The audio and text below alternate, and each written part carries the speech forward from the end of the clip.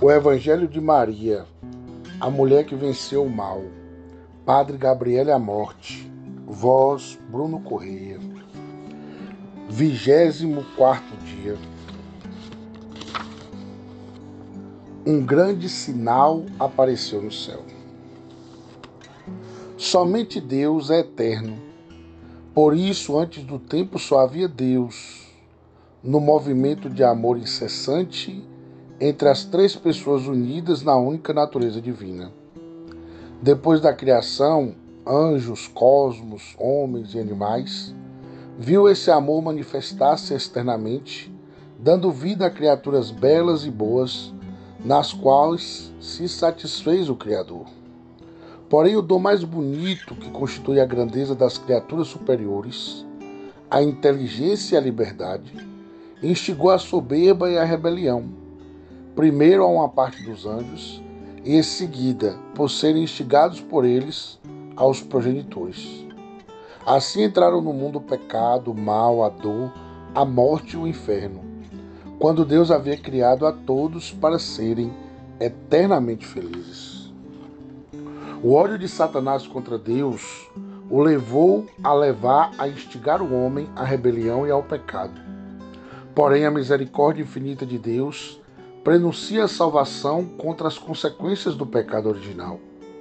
Enviara o próprio Filho, que virá como Redentor. Será filho de uma mulher. Essa mulher, anunciada em seguida, é definida pelo próprio Deus como a inimiga de Satanás. É o primeiro anúncio de Maria, no auge da vida humana. Este é o texto do proto-evangelho, o primeiro anúncio da redenção. Porém, ódio entre ti e a mulher. É Deus que cria esta rivalidade inconciliável entre a tua descendência e a dela, ou seja, o filho dessa mulher. Se te ferirá a cabeça e tu, a serpente, lhe ferirás o calcanhar. Gênesis 3,15.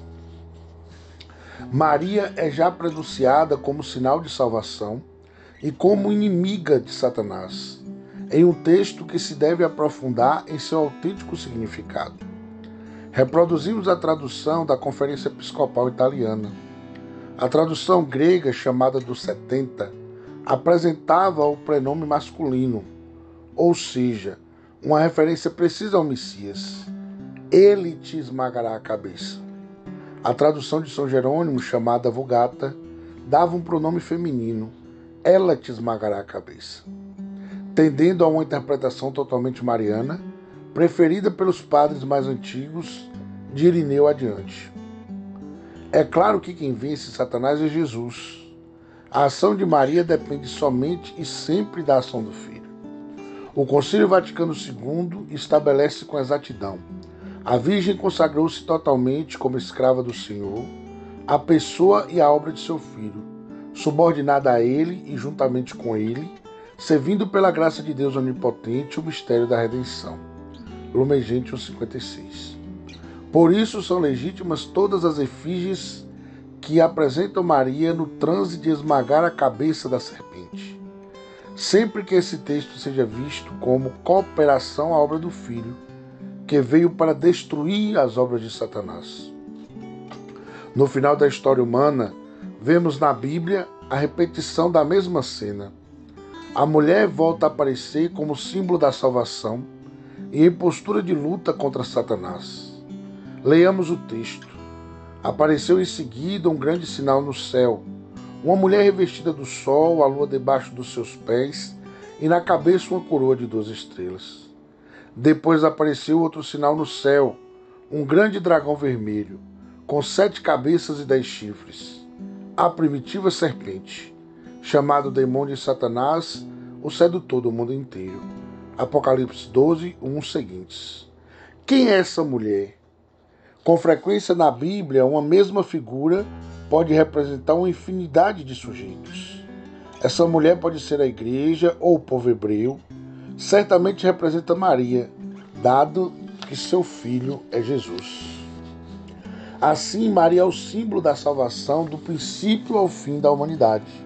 São Bernardo gostava de dizer e escrever: Maria é toda a razão da minha esperança.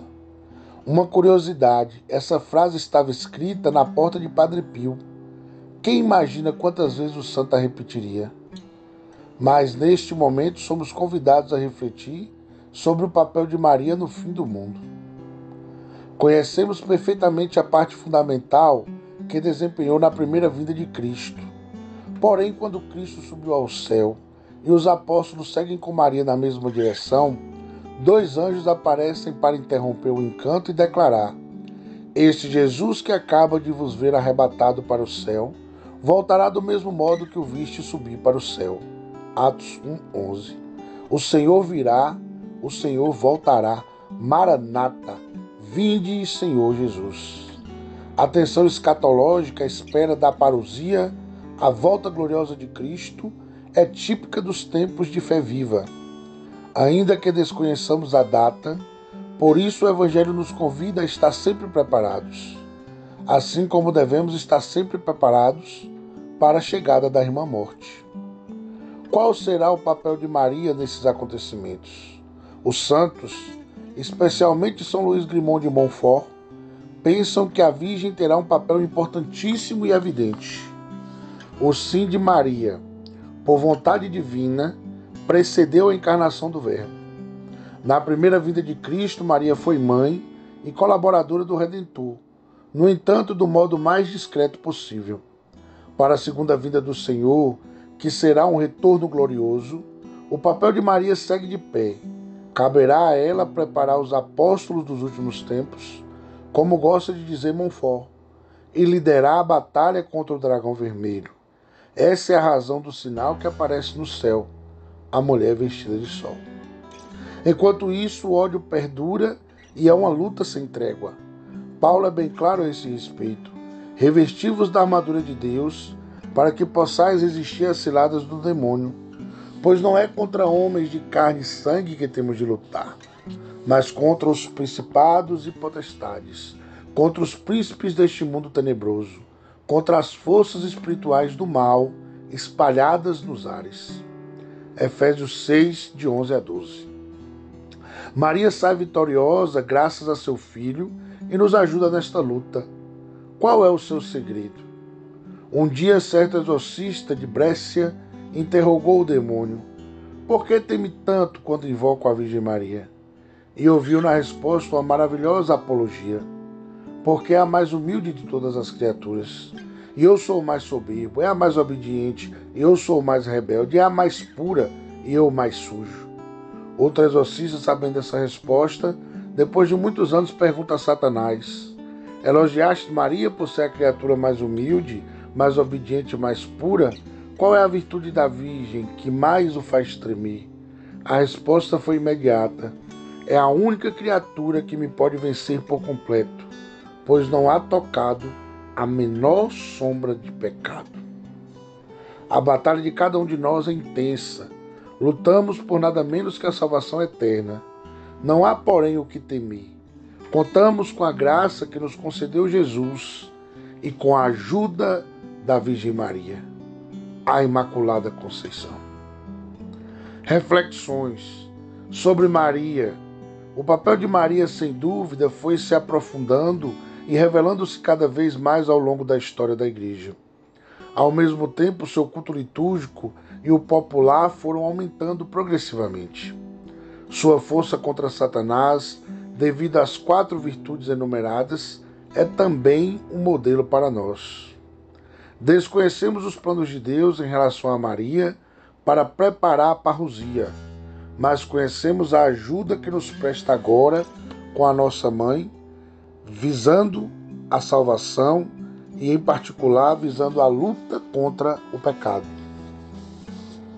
Sobre nós, reexaminar o nosso compromisso de conversão e purificação contínua, a nossa preparação.